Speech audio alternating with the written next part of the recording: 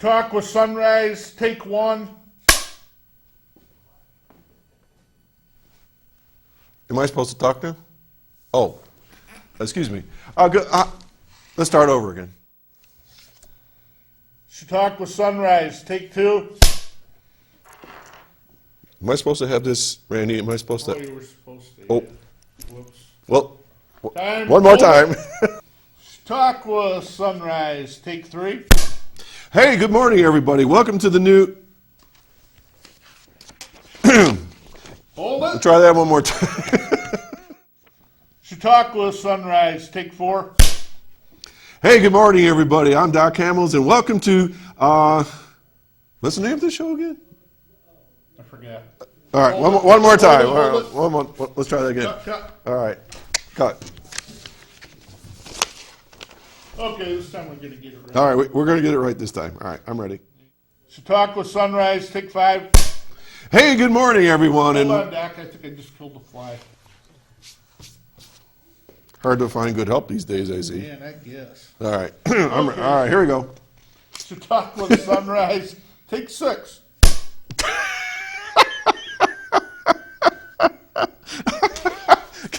Give me a minute to get him composed. Once again, Chautauqua Sunrise, take seven. Good morning, everyone, and welcome to Chautauqua Sunrise. I'm Doc Hamels. I'll be your host this morning, and we are very glad to have you here in... Chautauqua Sunrise, take 50. Good morning, everybody. I'm Doc Hamels, and we have a brand new show for you called Chautauqua Sunrise. It'll be televised every Saturday morning from 9 to 10 right here on Access Cable 5. Stay tuned, and we'll see you soon. Chautauqua Sunrise, take 99. Hey, All right. Chautauqua Sunrise, take 199. Good morning, everyone. I'm Doc Hamels, and we have a new show coming up. I'm not going to tell you anything about it, but it's called Chautauqua Sunrise. It's going to be live in Mayville, New York, every Saturday morning from 9 to 10. Stay tuned. That's a wrap. How'd I do? Oh, you were perfect. Thank you. Westfield Memorial Hospital provides high-quality health care to residents of Western New York, offering patients the most sophisticated medical advancements while keeping the ease and familiarity of a community hospital. Support for Chautauqua Sunrise has been provided by WRFA 107.9 FM, Jamestown's public radio station, streaming online 24/7 at WRFALP.com. Low power to the people. Chautauqua Sunrise is made possible by a grant from Fredonia Place, a continuing care retirement community providing dignity in a modern luxury environment.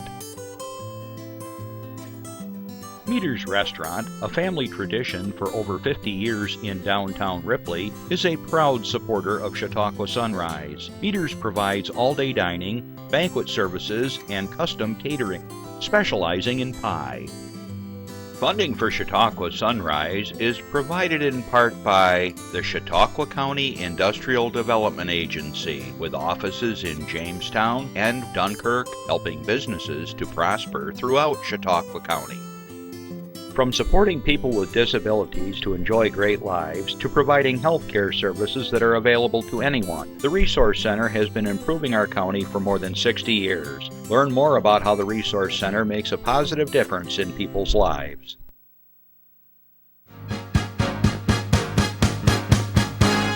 From the Access Chautauqua Studios in Mayville, it's Chautauqua Sunrise. Chautauqua Sunrise is hosted by Doc Hamels and supported by the award-winning volunteers at Access Chautauqua.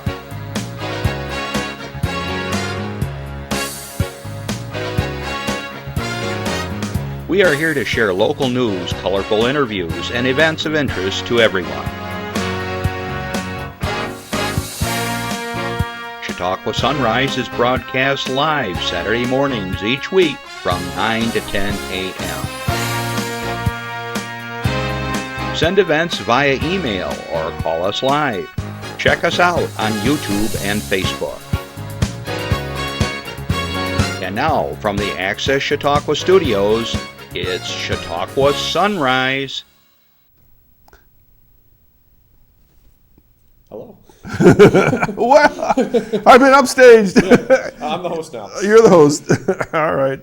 Well, good morning, everybody. I hope you enjoyed that first little clip we did. I was crying laughing here. We did that 8 years ago, and it seems hard to believe that the crew and I have been together that long. So happy birthday to all of us. And today we start our 9th season. We have a great show in store for you. We have a pilot and a historian and a writer all rolled into one, and we're going to be talking about the history of aviation in Chautauqua County. So stay tuned. It's going to be a lot of fun. I want to say good morning, good afternoon, wherever you are in the world, because we know that you stream live with us over in Europe, over in Asia, throughout the United States, down into Florida, wherever. Hope you're doing well and that you're enjoying this summer weather. You know, we didn't broadcast live last week for a variety of reasons, mainly because I didn't have a crew or a guest. All kind of fell apart last week on us, and so we took the day off. So Justin, last time I saw you, it was spring. Now it's July. What's going on? But you'll love this one. You know how I always comment about Saturdays. What was it doing today? It was raining again. I think it's rained like 10 consecutive Saturdays, even for a minute. I don't know what there is about Saturdays and rain lately. Okay, well, anyways, I hope you're all doing well. Let's keep in mind that we want to say a special hello to all of my listeners on WRFA 107.9, low power to the people in Jamestown, Tuesdays at 1 o'clock. If you are driving around next week on Tuesday, you can listen to the show as well. And it's really a lot of fun to hear us on the radio because it's so rich and vibrant, so good.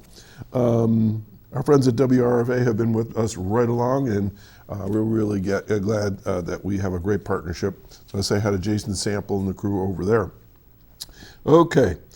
Keep in mind also, please, that this is a live show, and you may call us throughout the show if you have a question, a comment, you have an announcement, your community organization has a fundraiser, whatever. That's all part of our mission here that we started 8 years ago. We are all about Chautauqua County and the cool things. So if you do want to call us, give us a call at 716-753-5225. And during the week, if you can't catch us live, you can send your message or your poster or whatever to chautauquasunrise@gmail.com. Okay? So we're off and running, and I want to do a big shout out to the Zook boys, to Jeff and Galen. They rode in the ride for Roswell last week, and I think, Jeff, 40 miles, something like that? Yep, 45. 45 miles. Randy and I did 44.6, and that was, 4 years ago. And just as I'm going through you're done line, this woman, she was totally fatigued. Did I ever tell you a story? See, I'm coming up on the side. This is my first ride ever, and she comes up on this little bike, and she just is totally exhausted, and her bike rolls, and I'm right next to her, and we both crashed right under the finish line. It was a little embarrassing. Anyways, $5.6 million that was raised on that particular day, and then Jeff tells me the funds are still coming in. So for those of you that supported any of the riders or the Ride for Roswell, good on you, because we sure could use a lot of that research, because it's taken way too many too soon, and having to deal with a real painful health issue. All right, so that's that. If you are in the Westfield area, I'll do a shout out to my friends at the Lakeshore Center for the Arts. There is an exhibit on the Grand Theater. Bill and Pat Locke have put together a nice presentation there. The Lakeshore Center for the Arts is on the 3rd floor of the Presbyterian Church in Westfield. There's a back entrance right across from the Patterson Library. You really can't miss it. And you go up the stairs, and there's a large room there, and they have all kinds of things that memorabilia from the theater. And I actually remember it. I took my kids there just before they knocked it down, but it was quite the showcase for the community. And well, anyways, it's been memorialized, and they're celebrating all the years that it was functioning. All right, now, not one of you people have called me up and thanked me for the cooler weather today. You know why? Because like anything else, when you do something, everything goes the opposite direction. So we've had muggy weather, we've had hot weather. I finally said to my wife, Barb, I said, you know, we've lived in this house for 35 years and we're getting these longer, hotter spells, right? So what did I do? I bought an air conditioner. Within 2 hours, it started to rain, the temperature dropped 15 degrees. You are all welcome. That was because of me. Yeah, I hear you laughing back there. So I couldn't believe it. Jeez. It'll be hot. Well, I'll have the air conditioner running. Watch. I'll bring it right down for you. Too funny. We've never really needed to have air conditioning before, so that was kind of a new thing for us. All right. Well, you know, we are in the throes of summer, and this is a great time of year to be in Chautauqua County and post-COVID parentheses, because we're just about there, but still got to maintain some awareness that other people still are getting this Omicron, I think that's what it's called, and it doesn't sound right. It sounds like something out of a sci-fi movie, doesn't it? Omicron. And, but it's still pretty contagious, and it's still hitting people, not as bad as maybe as before, and we've gotten better medicines and things like that, but you know, when you're in a crowd, if you're not comfortable, wear a mask. People are still doing that. Don't hesitate. It's all, okay. All right. Justin's giving me feedback over here on the side. This Monday is the 4th of July. And it's been, what, 2 or 3 years maybe, that we covered the parade through Chris Burt's show Destination Chautauqua. And I've lost track, but I think I've narrated that show, that parade 7 or 8 times now. So we're returning to the parade this Monday. We'll be going live in front of the Mayville Library at 10 o'clock. And the parade usually lasts for an hour, hour and a half. So the weather looks pretty decent. And my sidekick, Rick Mascaro, is going to join me again for the 3rd year. And so if you are out there and you're dropping by the area, come over and say hello. Love to talk with you and well, meet you anyways, because we do like to talk to people when we're out on remotes. So this Monday, 10 o'clock, but a little footnote. If you do go to the parade and you don't live in Mayville area, get there before 9 o'clock because they're going to close off 394 to all incoming traffic for the whole time of the parade. So my recommendation is get there maybe about 8:30, find a parking spot somewhere on the side streets or one of the parking lots, and come on down and bring a chair and have a good time. This is All-American Independence Day Parade, and there's always lots of red, white, and blues, and fire trucks, and horses, and antique cars, and marching bands, and well, anyways, we're going to be there once again, and we're looking forward to seeing all of you. Okay, I have a few announcements, and then we're going to get to my guest who's anxiously waiting in the side wings here. You got a preview already. He was just, poor guy was sitting there and like, what do I say here? I don't know either. Okay, this comes out of Jamestown. I like to share things that pop up from time to time because I do air on Jamestown radio, so this could be of interest to you. Jamestown Parking. Jamestown continues to modernize its operations with the launch of Passport's mobile payment application for parking in Jamestown. This one I don't know about, okay? The city of Jamestown is introducing contactless payment option for parking with the launch of the Passport parking application. The app is powered by Passport, a leading transportation software and payments company that manages cities' parking and mobility infrastructures through its robust digital platform. With Passport, Jamestown residents and tourists have a secure and efficient method to pay for parking. To begin a session in the app, a user enters the respective zone number posted on the nearby signage and decals, parking space number, and the desired amount of time for parking. It sounds pretty easy. Users can extend their parking, access parking history, and receipts without needing to return to a parking meter.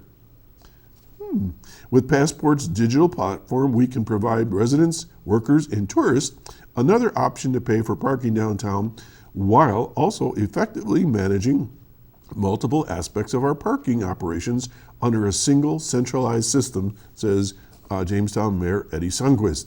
With this launch, we can simplify the parking experience and can continue to make Jamestown a great place to live, work, and recreate.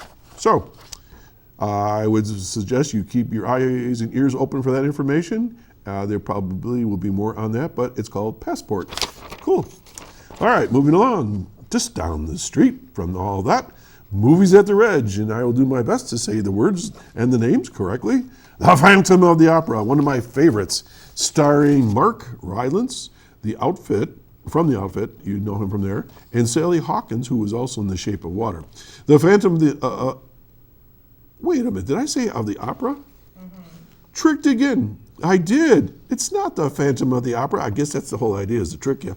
Phantom of the Open tells the remarkable true story of Maurice Flitcroft, a crane operator and optimistic dreamer from Barrow-in-Furness, who, with the support of his family and friends, managed to gain entry to the 1976 British Open qualifying, despite never playing a round of golf before. That would be me.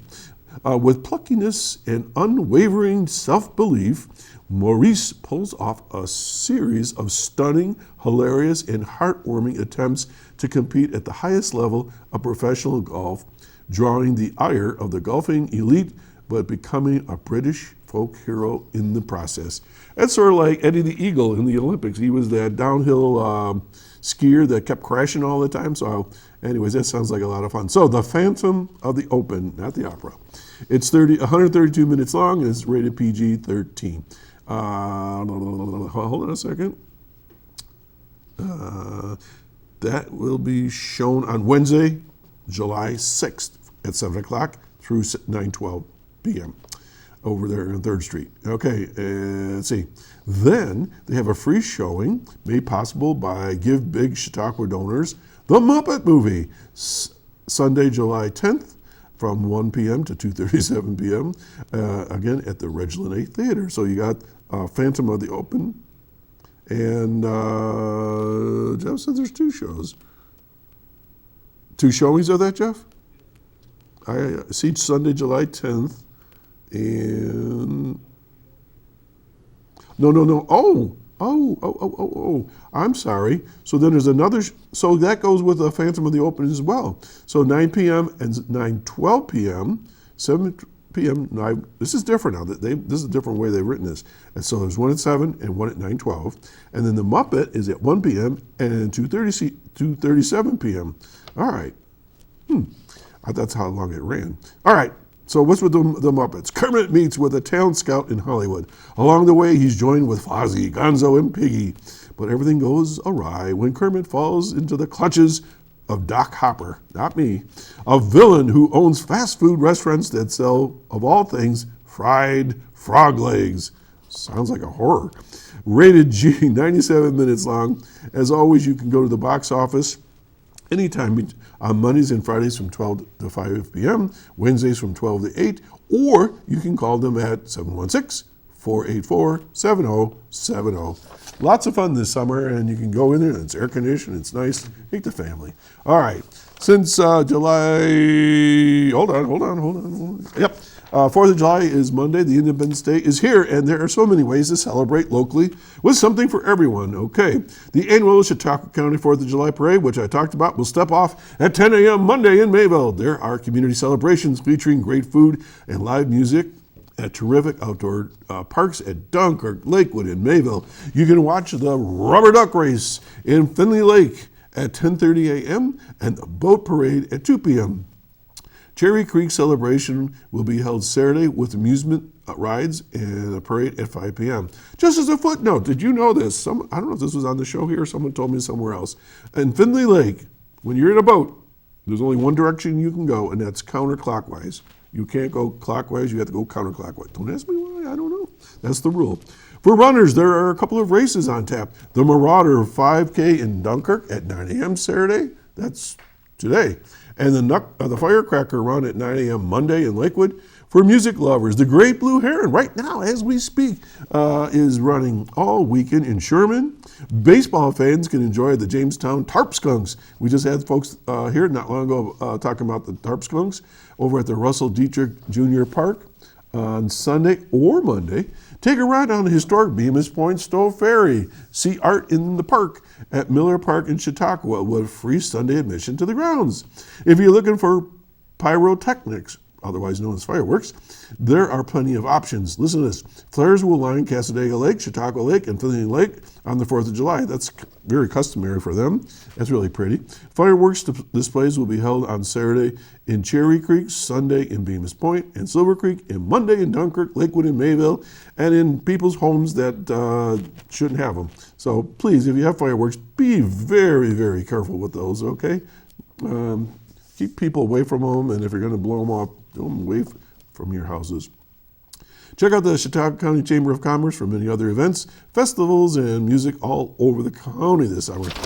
Chautauqua County is alive. And going right along with that, for the annual 4th of July celebration in Dunkirk, they want me to tell you this. Willie Rosas in the city will host its annual 3-day 4th of July celebration starting today through Monday in Memorial Park. Today, the Dunkirk High School class of 1989 will host the 8th annual Marauder Trotter 5K walk starting at 9 a.m. So it's already going on. The event will include a $100 prize to the top male and female run finishers, medals for the top 3 in each walk, and so on. There's a Win Big basket raffle. DJ Joe Gould is there. Marauder mascot appearance and food and drinks available for purchase at the Beach House Bar and Grill. Okay, let's see, what else is going on here? After the trot today, at Wright Park, the City of Dunkirk Festivals and Special Events Department will host a community driving scavenger hunt with a $250 grand prize. Teams must consist of 4 members ages 12 and older, with at least one of them being 21 years or older. The event will last until 3:30. All participants must register by calling Scott Mikas at 366-9848. All right, then later today, Memorial Park, there's food and drink merchandise vendors will be open with the band Backlog taking the stage, followed by the Alexander James Band starting at 7:15 p.m. Tomorrow, the Memorial Park vendors will start at 3 p.m. with the following musical lineup of Wooden Chip at 5 and Smokin' 45 at 7:15. Lots of music, isn't there? There's some pictures of them. On the 4th of July, vendors will also be open starting at 11 a.m. Zen City will play at 3 p.m., followed by Furious George at 5:15, and the headliner, The Rising, at 7:30. Lots of stuff going on, folks. Okay, then coming up in 10 days from today, Prevention Works South County has their Chevetta Chicken Barbecue fundraising event. I think this has been rescheduled. I think we talked about this back in maybe early May. So this is going to be, mark your calendar, July 12th from 11 a.m. to 2 p.m. at the Chautauqua Mall over there on Lakewood and Fairmont. Dinners are only $14. It includes a half a chicken, 2 sides in a roll with butter. Purchase tickets at their offices, online, or at the event. If you have questions, give them a call, 664-3608 or 366-4623. And then we have one final slide, I believe. There's an event coming up in Buffalo.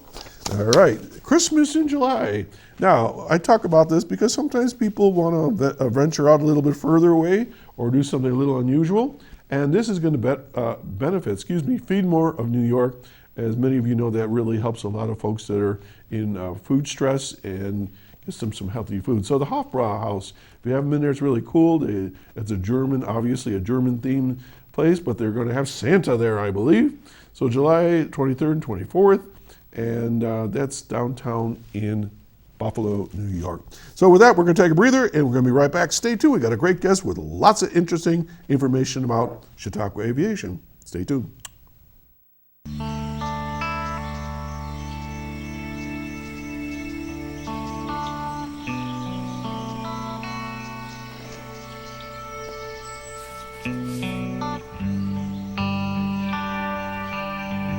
This is the moment I knew. His future had no boundaries. There are some moments only the forest can inspire. Find yours at discovertheforest.org. And we're back. I want to welcome to the show Michael Johnson, who contacted me out of the clear. I don't even, this is the first time I think we've ever met today. Yeah, well, yeah, again, thank you so much for having me. I've been looking forward to this for a while. It's been, I think it was back in March we talked. I know. And now it's suddenly July. So Here we are. thank you so much for having me. Thanks for kicking off our 9th season. It seems hard to believe. Yeah.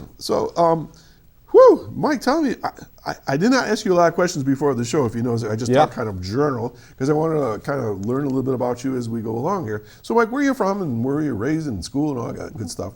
So I grew up in Lakewood, New York. It's still where I live today. I went to Southwestern High School down there. I learned to fly while I was in high school. My father is a pilot, just for fun, and so is my grandfather. So you're a third generation. I'm a third generation pilot. Yep. Wow. So I kind of grew up in the back of an airplane, kind of flying all over the place, going to a lot of breakfasts up here at Dart Airport. So that kind of sparked an interest for it. So I got my private pilot's license in high school, February of 2011. And then I went to Embry-Riddle Aeronautical University in Daytona Beach, Florida. So, what did you do there? So I actually went for air traffic control, and I also did some flying while I was down there. I came home from school, and I just started focusing on the rest of my flying. I got my commercial, all my flight instructor ratings, and pretty much any rating that I could get, I got it. Wow. So, and then I started instructing up at the Jamestown Airport, and here I am. Holy moly. So... Lots to unpack there, I know. That's a lot. Yeah, wow. So you can fly all right, let's start here. So what's the largest plane you can fly then? Well, so I'm rated anything multi-engine land, so anything with more than one engine, I can fly. Now, you need a type rating for anything that's above 12,500 pounds. So, and I do not hold any type rating. So anything below 12,500 pounds, I can fly. So what would be... Describe an airplane that's 12,499 pounds. Well, actually, a Pilatus PC-12, they actually make it at that exact weight to avoid the type rating restriction. So it's a single-engine turboprop, about an eight-seater. Okay, that gives me an idea. The biggest plane I've flown was a Cessna 421 Golden Eagle. That's the biggest one that I've flown, but that's a twin engine, about an eight-seater as well. So. Wow. Yeah. So, actually, later today, I'm taking a Cessna P210 down to Nashville. So you're going to Nashville. That's in about an hour from now. Why is this for work? I'm picking up a client down there and bringing them back home. So how long have you been doing this commercially? I mean, so I've been a commercial pilot since 2017. So I've been working up at the Jamestown Airport. 5 years. So yeah. Well, I did not know that when you walked in the door. So people say to me, well, how is it to interview people? I said, the most fun I have is when I don't know somebody. The hardest thing is when I know somebody is to come up with questions that I already know the answers to, but I don't want to ask it. So this is fun. All right, so you went to school in Lakewood. Southwestern, Southwestern, Okay. And then I went to college in Daytona Beach, but yeah. Daytona. I didn't realize there was a school down there. Yeah, so Embry-Riddle Aeronautical University is one of the biggest aviation colleges in the country. Okay. And it's really popular among pilots, and of course you have a lot better weather down there for training. This climate kind of is tough in the winter for flying. But so, what's the farthest you've flown? I've gone down to Florida a few times. From here? From here. That would probably be the farthest. So how long does it take you to go from here? Well, depending which plane you're going to use. If you're, but probably between five. Your choice. Between 5. Well, I want to get there fast. I like speed. Probably between 5 and 8 hours. And just a few weeks ago, I was in Augusta, Georgia. It was about 3.5 hours in the plane I was flying. So how fast do you go? Well, again, depending on the plane. But the plane I'm flying, like today to Nashville, it cruises at around 190 knots. So that's 190 miles an hour? No, it'd be like 200 some miles an hour. Ooh, I could like that. Well, you get places quick when you're going that fast in a straight line, so it's nice. Yeah, people say I have a tendency to drive a little fast. Okay, so Yep. I got so many questions. I don't know where to begin. we could do a whole show just on aviation. Then we'll talk about the books. Then we'll talk about the books. A whole separate show. All right. So I know I know the answer to this, but you're going to tell me you know the answer to this, or you'll answer the way I think you're going to. Joe Minorovich. Yes. See, I knew it. Yeah. So A lot of connections. I never got to meet him. My father has flown with him before. I think he did a flight review for him a while ago. But I'm on the board of the Lucille Wright Air Museum in Jamestown. And Yep, I've been there. he was one of the founding members Yes, he of was. that. So I actually have a lot of his personal documents. I actually have a bunch of stuff in my car that I'm going through, just kind of sorting a lot of minutes from old meetings and stuff like that and trying to organize things. Okay. So the history thing kind of came a little bit later, but the flying was first. Okay, But- so here's some background for your next book on that. Is Joe contacted me? I was the administrator at BOCES. Right. See, where was I at the Hughes Center? Okay, and Joe came into my office basically unannounced. That was Joe, and he could talk a lot. So you said you never met him? I never got a chance to meet him. So just imagine somebody probably pushing 80 and just probably the highest energy level of a person that age I ever met in my life. Right. Joe was just a great guy. Well, anyways, he sat in my office and he wanted me to set up a program for aviation tech. In other words, people who work on airplanes and I can't even pretend to tell you everything he had in mind. And he wanted it to be a program that would be one of our tech programs. Yeah. All right. So it took a long time, but we actually went down to the airport, located a site at the airport. I had somebody lined up to teach it, and we advertised it for a year. But unfortunately, we didn't have enough kids to run the program. But Joe and I became pretty good friends. So, and here's my crazy story. So my wife said, "Do not go in the air with Joe. Do not fly," because she didn't want me anywhere near a little airplane. And I said, "Okay." So so Joe says, "You want to go up?" I said, "I can't. My wife will kill me, or this plane will. One of the two." And so he says, "All right, we won't go up." So he had me out in I don't even know what it was. It was a very small plane, and he was teaching me to use the foot pedals to go rudders, right, whatever you call those. Rudders? The rudder pedals. Rudder, there you go. And I'm out on the tarmac, and I'm having a great old time. So I actually drove an airplane on the ground. Taxied. That too. So anyways, so Joe I have fond memories of Joe, and it was really, really nice to have known him. So He did a lot for this area. And I had been down to the museum a couple of times, and so it was really, really, really cool. So it's sad that we've lost Joe, but okay. So let's get to why you're here today. Yeah. Mike, you've written 2 books, I see, and Yes. you told me you're working on a 3rd one. Yes. So let's start from the beginning, because I like to do that in the discussion. So what prompted you to write a book? I mean, this is not something that most people have the time or interest to do. Yeah, well, I don't have the time to do it either, but I somehow found the time.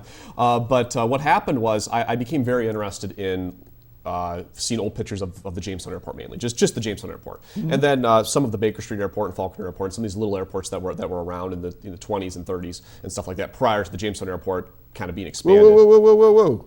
You said there were other airports besides Jamestown. Oh, yeah. Well, I had told you I know about Ripley, because that was like little tiny ones like, well, I don't know how it compared. I don't know. Well, at the time, planes were small. I mean, there wasn't necessarily commercial service. There wasn't. Jamestown was the only one with commercial service, but these were small airports where people had their personal aircraft, or either a Waco. Okay, or so this was almost unregulated in some regards, I guess. Yeah, well, it still kind of is to this day. I mean, you people make their own little airports at their houses all the time. Really? There's very little federal regulations on that. It's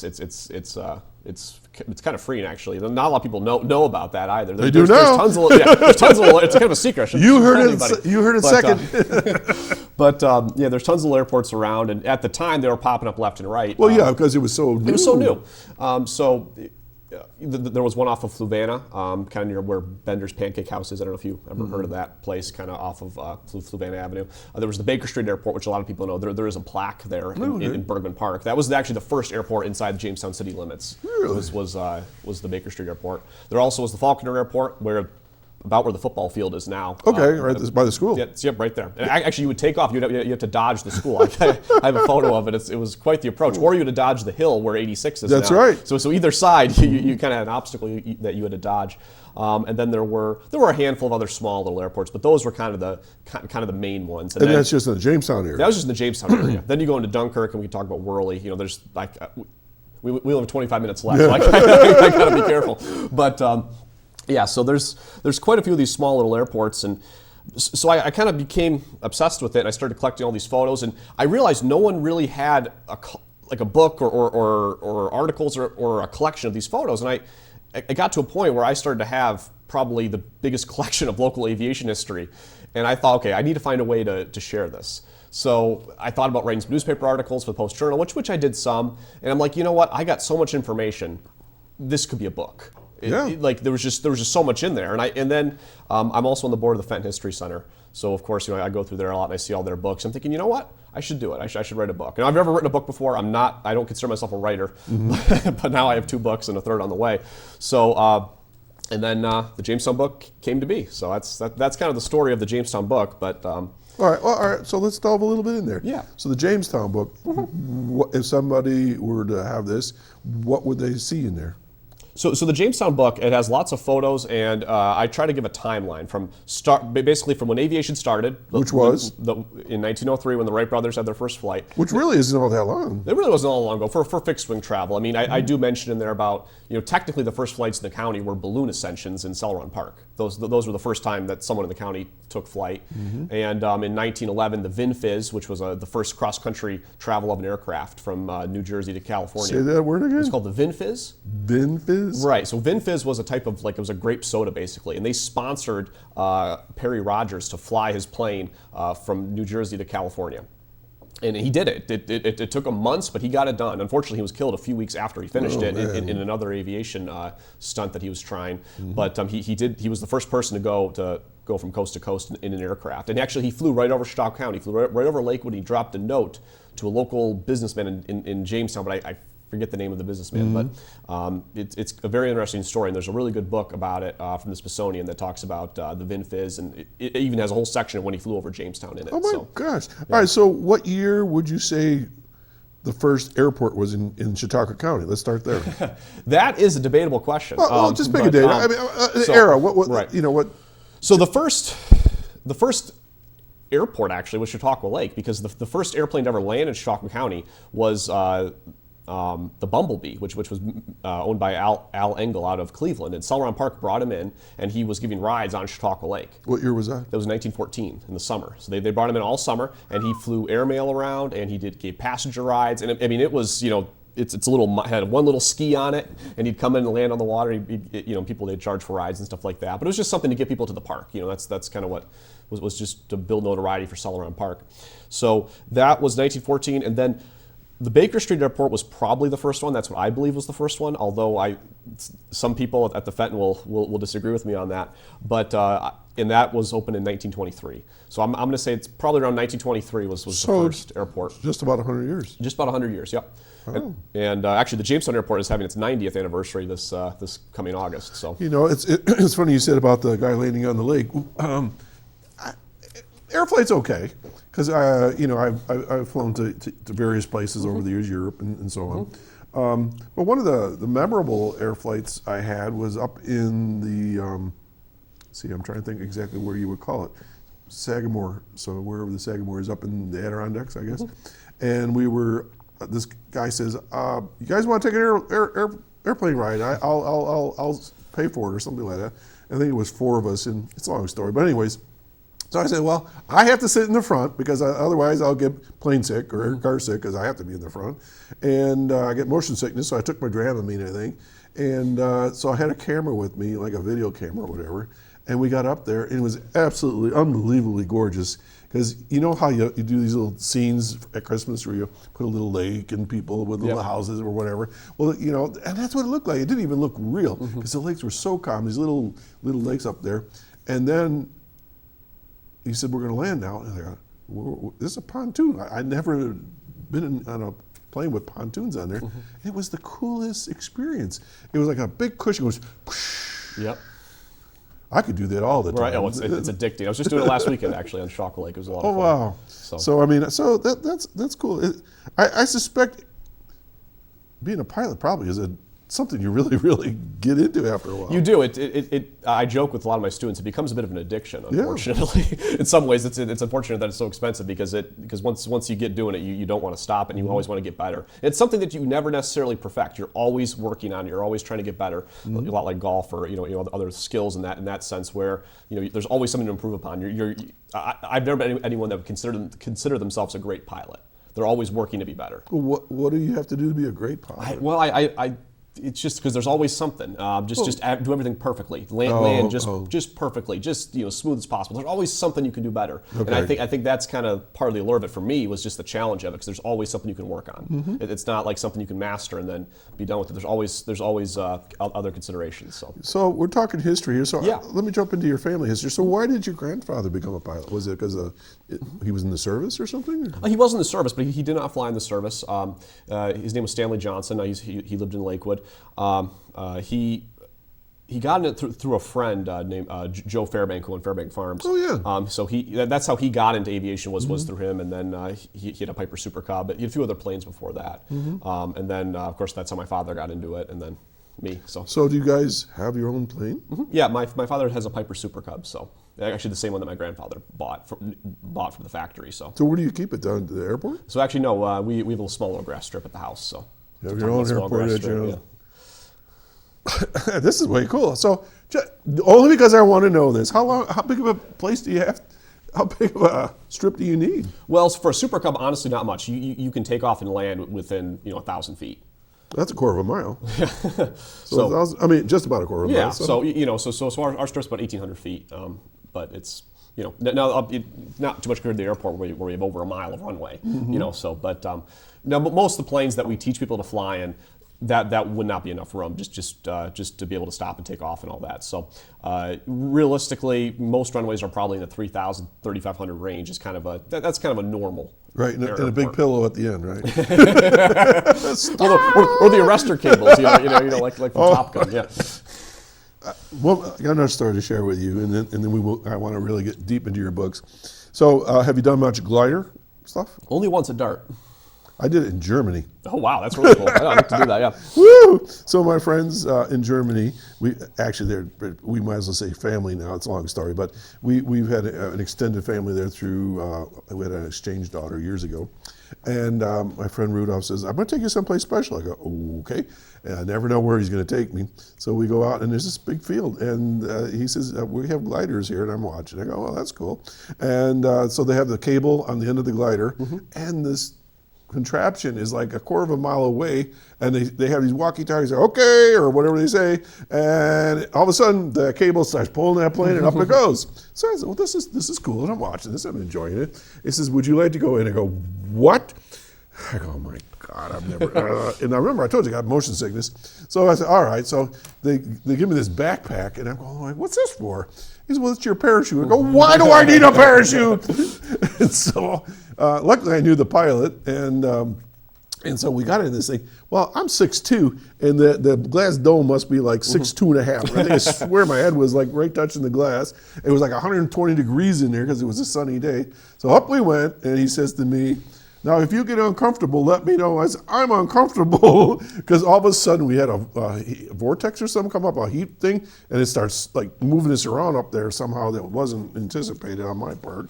And so we landed fine, but it was interesting. But that was really tight in there, and I kept thinking about this parachute.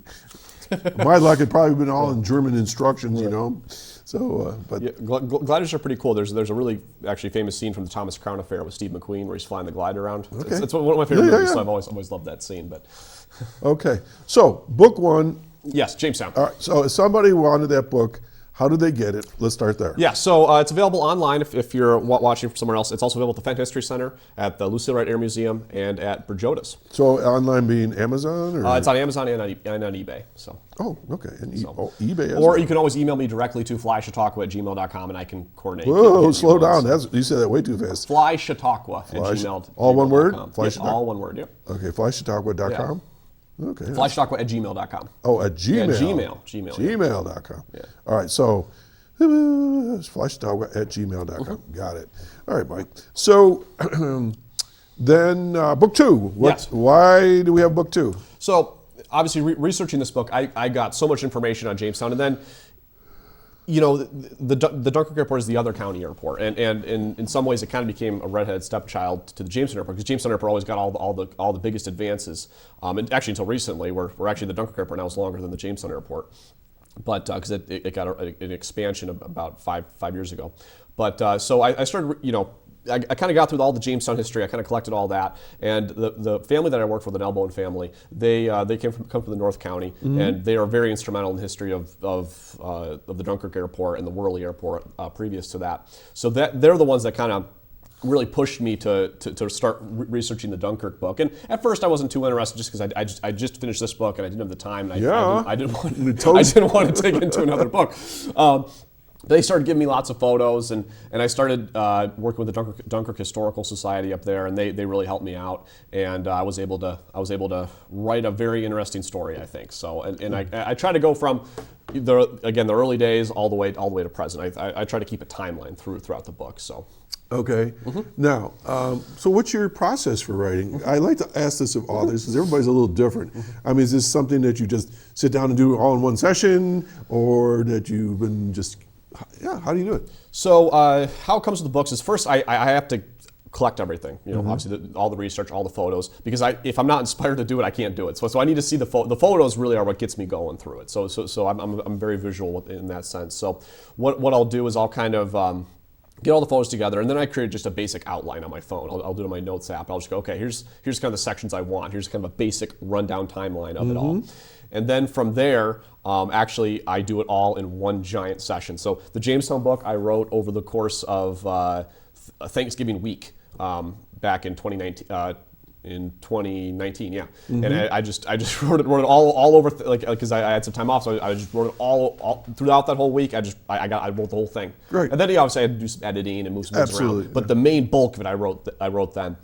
And the Dunkirk book was the same thing. I wrote the bulk of it during. It was just I had like 3 or 4 days where I wasn't doing anything, and the weather was bad, so I wasn't flying. So I just sat down and I just got it all done. It was some long days, but it did it. But I have to do it that way because if I try to piecemeal it, I won't get it done. So when people are writing fiction, they can say anything you want, make up anything they want. But when you write factual stuff, you're putting yourself on the line. It's tough. It's tough, and sometimes it's a lot of calls to Norm Carlson at the Fenton because he helps me a lot and keeps me straight on facts. There are some facts that we have to take some liberties with, and I do make that clear in the book. I'm like, I'm not 100% sure if this is correct. Approximate. It makes sense. It would be, and I try not to put too many rumors in there about different things, but. Occasionally, if it's an amusing one, I might put it in there, but I try to clearly label it. But yeah, obviously dates are really big. So if I can really verify the dates, and so I spent a lot of time in the Prendergast library going through old microfilm to be able to do that. I'm probably the youngest person that knows how to use a microfiche machine. So. I won't go there. I've actually used them. Yeah, they're kind of cool. And unfortunately, a lot of that's the only way you can get some of the information is microfiche. All right, so book 3. Yes. How about, don't give it all away, but... Oh, well, I can give you the premise. So in writing my Jamestown book, mainly, I got in contact with Jeff Hall. And Jeff's parents used to own and operate Chautauqua Airlines out of the Jamestown Airport. Oh, all right. So he lives out in New Hampshire right now. And so a few months ago, Gavin Swanson and I, a friend of mine, flew out to New Hampshire to meet him, and he gave us a bunch of stuff to put in the museum from Chautauqua Airlines. And we've stayed in touch. He lives out kind of in northern New Hampshire. So we've been staying in touch, and he's been sending me a bunch of stuff, and we've been talking about kind of doing a joint book together on the history of Chautauqua Airlines. Because Chautauqua Airlines, they've since been sold to another company, but they still exist in a way as Republic Airlines out of Indianapolis. Okay. And they still operate many flights for Delta, United, and American. So they're a very big airline, and so many pilots have worked at Chautauqua. So they're a very well-known name in the aviation, in the airline business especially. So. That's kind of what I wanted to kind of put together a history of Chautauqua Airlines, but just because it's such a fascinating story, because they were one of the first airlines to start the code sharing, which is, they were operating flights for Allegheny Airlines. Right. But they were not Allegheny Airlines, but it said Allegheny on the plane. Yeah. Just like when you get on a Delta flight today, it's not necessarily operated by Delta, or it's not necessarily operated by American. It could be Lufthansa, it could be whatever, yeah. Right, or these smaller airlines like Piedmont or Envoy or Republic, or which used to be Chautauqua. So I find that story really fascinating, and actually that's kind of going to be a big premise of the book, is the initial deal between Allegheny and Chautauqua, and Allegheny and Suburban Airlines, Allegheny, all these small little commuter airlines that started to pop up after deregulation. Okay. So that's kind of going to be a huge part of it, and then just all kinds of photos. I have so many photos of so many people that have gone through. and his mom kept a newsletter every 2 weeks for that she would staple with the paychecks. Wow. And I have every single one of them. So that for me is awesome because now I have dates, I have names, I have everything. Treasure chest So that's going to be huge for me. So I'm really looking forward to going through all that. So that's we're in the kind of early phases where we're collecting a lot of stuff right now, but I hope to have that done here by the end of the year. Great. When you were talking about early years before the airplanes were there were the balloonists. Yeah. And I told you earlier, and folks know this, that I'm the town historian in Ripley. Yeah. And there's actually a story, and I don't remember the year, but it was early 1900s probably, where there's a story that was carried on through the local newspapers there. It might have been the Westfield Republican, I can't remember, of a balloonist. They went up. Well, he came down, but not the right way, and it was like the story of the year, and it was a Frenchman, I think, or something like that. But anyways, if I find it, I'll send it to you just for your own archives. Yeah, I'd love to. Again, I love collecting all kinds of old stuff on different things, and that's actually something I put my emails in all these books, and I tell it whenever I do an interview, whether it's with you or with WJTN or whatever. And once in a while, I'll get someone that emails me out of the blue, and they have photos or they have something they want to share with me. That's the beauty. People do want to have share information, and a lot of people, I think, are into history more than we realize. There's that old cigar box or hat box. They got pictures under the bed or up in the attic. So that's great that they would share that. So real quick, who should read this? Pretty much anyone that's interested in anything aviation, and if you like local history, or honestly either or. I've actually sent some of these books out all around the country to people that have that have necessarily no connection to the local area. They just want some of the aviation history. And a big part of that actually comes from the Jamestown book, where I have a very detailed write-up and some unique photos of the TDR-1. Now, the TDR-1 was the drone that was built at the Jamestown Airport during World War II. It was a top secret Navy project. I didn't know that. Yeah. So not a lot of people do. It's a really great story. Honestly, I could do a book just on that, and I might at some point once I get done with the Chautauqua Airlines one. But I have some very unique photos. Actually, I have the only photo I know of where I have multiple ones up at Jamestown, up on the ramp, because they were constructing them. So that's kind of been I think a big part for the Jamestown book that's really kind of gotten out there is just kind of my research on the TDR-1. Okay. So. And before we get to, you have some pictures, and we have time for those yet. Who's Lucille Wright?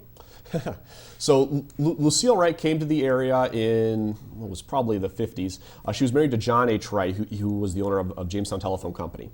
And she got on the airport commission. She became the head of the airport commission, and she became "quote unquote" the airport manager. It was the airport was owned by the city at the time. Okay. So the airport commissioner was basically the airport manager. So she ran the airport for over a decade, and she was very instrumental in getting the 58 expansion to happen. So a fact that I think a lot of people are shocked to hear about: the Jamestown Airport has not been expanded since 1958.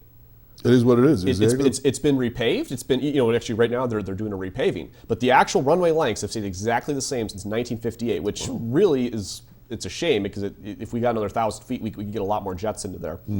But so she was instrumental in making that happen. She really had a vision for that airport. And while she was there, Allegheny was there, Mohawk was there. So she really fought to try to make it a very big commercial airport.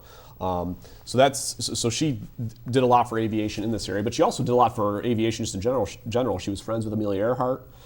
She was part of the 99s, which is a women's pilot club and stuff like that. So she was a very successful pilot in her own right. Well, at a time where women were not in aviation. Wow. And it's starting to change. I've had about 4 female students, which is pretty good. So more and more. Exactly. All right. So I know you got some pictures here, and I'm anxious to see them with you because I heard you talking about them with Jeff before the show, and I didn't actually look at them.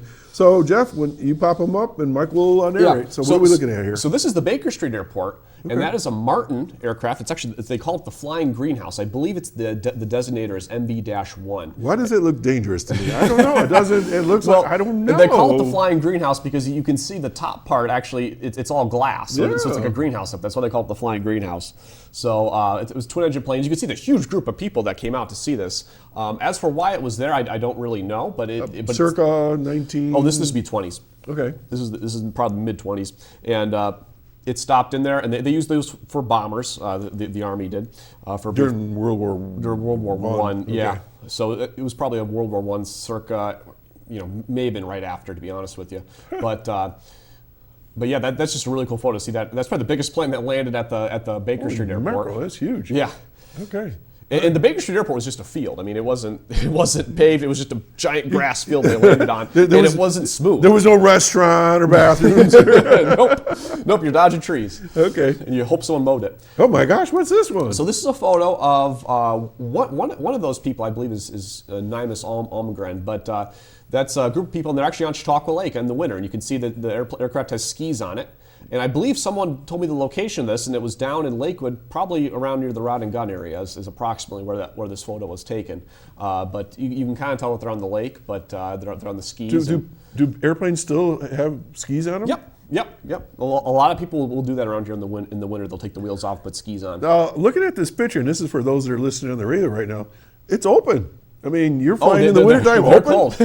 Yeah, they were really cold that day. I'm assuming there's no heaters in those, or? Well, there probably is a heater, but it would probably just blow on your feet, and honestly, I don't think it would do too much. So how heat works on an airplane, it just takes it off it's a shroud around the exhaust, and then just blows it into the cabin. So that's a single prop? Single prop, yeah, it's a Curtis Robin, I believe, or it might be a Waco. Honestly, it's kind of tough to tell, but You can make it up because I wouldn't have any difference. Okay, this is cool. yeah, This we is can really go cool. through photos. This Whoa, so it's an aerial view of something. yeah. Well, can you guess where that was? We talked about it earlier. Faulkner. Yes, it is. That's the Falcon. That's the Falcon. I had to look at the school building. Yep. So that's just as we were talking about that earlier. There's the Faulkner Airport. So it was just a field, and you'd have to kind of dodge the school or dodge the hill, dodge the berm there on the other So side. people listening again, it would be behind the school to the right. Yeah, basically where the football field is. Yeah. That's pretty much where the Faulkner Airport was. So I see the school building, Yep. and then there's a road behind it, Yep. and now there's You can see a few planes there. planes there, and then obviously it looks like maybe a little hut or something. Yeah, or- well, honestly, it looks like there's something going on there because there's like a tent set up. So I'm Yeah. wondering if there's like an air show, or I wonder if there's some event going on there because that tent does not look like a permanent structure. So Wow. And this is a picture from an airplane. Yep, No airplanes. from an airplane. Oh Yeah, my gosh. probably the 50s. Okay, great. Let's see another one, Jeff. These are fun. Oh, isn't this great? Oh my God! So- Now this got to be the Army, Yes. Air Force. So the Dunkirk Airport was built as an Army airfield as part of the Niagara Frontier Defense Initiative. So these were a bunch of people that are in front of a B-25. I wish I could get their names, and they were heading off to war, and they made a stop in Dunkirk. You know, and a lot of people don't know this, and I don't know what age where cuts off. But the Army and the Air Force were all one. Yes, they were. It was- Yep. My dad Army Air was Force, in the Army Air Force, and he was a radio operator. And hang on. Okay, till 19. Okay, Jeff was in the Air Force. So in October of '47, they split off after the war. But yeah, it was all one unit. So those guys obviously were part of all that. Army, yep. Wow. Okay. You got another picture? Here's a more recent photo of the Dunkirk Airport. This is probably 70s.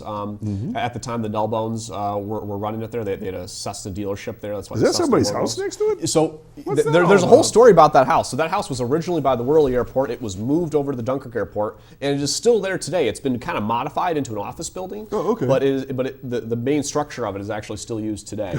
And you can read about that in the Dunkirk book. All right. All right. Let's see. Let's check out another one here. So here's a great photo of the Worley Flight School. I colorized this. So John Nelbone, when he got out of the Army, he was a flight instructor in the Army down at in Arcadia, Florida, flying Stearmans. After he came back to the area and he started a flight school at the Worley Airport up in Dunkirk, and this was his flight school that he started. So. Oh, I know there's just little bitty. I And this is think right that was after the the war. size of plane I was Yep, taxiing. so there's a cub there, and yeah, there's a cub and a champ. Yeah. Okay, we got any more? Yeah, I think there's a few more. Here, so this is actually the cover on the Jamestown book. So here's a photo of the old Jamestown Terminal building. Oh, wow. Really, I really wish if anyone out there has photos of the interior of that structure, of the interior of that building, please send them to me because I've been trying to track those down for a while. So. Okay. Now here's part of the 57 expansion, and there was a third runway that you can kind of see that goes north to south there. That's being removed at the time. But so Another aerial view. Yep, and a lot of these I colorized myself just to give it a That's fine. little more pop. Yeah. So the colors might be slightly off, but Yeah. Okay. I think we have maybe one or two more. But All right. That's it. oh, that's Okay. it. Okay. Well, thank you Well, for we're just showing about out of those. time. I So, know we're running out of time. Mike so. Johnson, you're an aviator, pilot, you're a writer, a historian, you're like all rolled into one. How do people get hold of these books again? So at the Fenton History Center, the Lucille Wright Air Museum, Berjota's, or you can email me directly at flychautauqua@gmail.com. And what do these books cost? They're $20 a piece. Okay, and that's pretty much the going rate. That's the local history book going rate. Right, yeah. and that's a lot of time and work in Yeah, there. okay. I'm not making any money on this, believe me. 10 cents an hour. Well, Mike, thanks for contacting Yes. me and coming on the show. As you know, I love history, and folks, anybody really knows anything about aviation in the area or any good stories, send them to Mike, and maybe you'll get in his next book. Yeah, exactly. All right. That's Thank a you wrap. so much So, for having me. a good, Appreciate it. safe landing, didn't we? Yeah. Okay. So we're going to do this on next week, but in between, we're going to be in Mayville at the library outside, and we're going to do the Mayville Independence Day 4th of July parade. So stop by and say hi. Otherwise, we'll see you next week. Take care, everybody. Be safe.